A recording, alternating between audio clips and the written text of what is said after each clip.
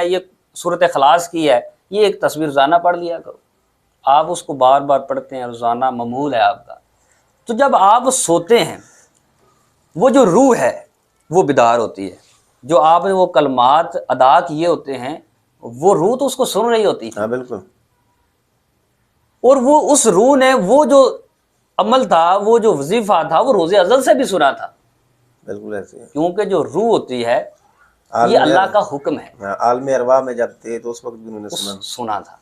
ठीक है।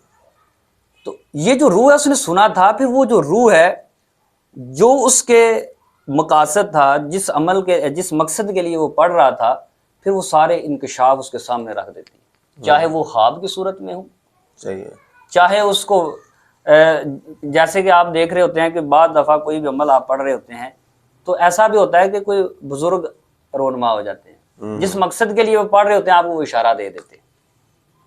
ठीक है। अब बाज़ दफ़ा क्या होता है कि आप बिल्कुल इस तरह जागती आंखों में कोई ऐसा देख लेते, क्योंकि आपका कशफ खुला होता है, आपके जहन में वो इशारा आ जाता है। वो क्या है? वो रूह है, वो आपका कशफ है, वो आपका वो जो रूह है वो एक क्या होती है, कसीफ होती है, बिल्कुल लतीफ़ है, लताफत खुले हुए होते हैं आपके। जब आप कोई भी अमाल करते हैं, आप अगर दुनियावी मकासद के लिए करते हैं तो आपको आपका मकसद पूरा होगा। बिल्कुल सही है।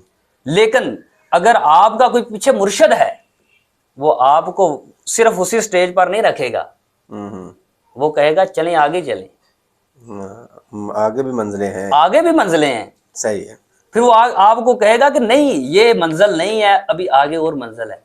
यानी कि आप जब आप इल्मे रूहानियत की तरफ जाना चाहते हैं तो आप डायरेक्ट इल्मे रूहानियत की तरफ सफर नहीं कर सकते, वो स्टेप बाय स्टेप जाना पड़ेगा। आपको आपके रास्ते में शैतान बैठा हुआ है जो आपके रास्ते में रुकावटें पैदा करेगा कि अल्लाह ताला की तरफ ना जाए। अजीब मुख्तलिफ जो विसवसे हैं वो डालेगा आपके जहन में, आपके दिल में। छोड़ो, ये किधर जा रहे हो आप, आपका नुकसान भी करेगा। बिल्कुल सही। इस रास्ते में ना जाओ।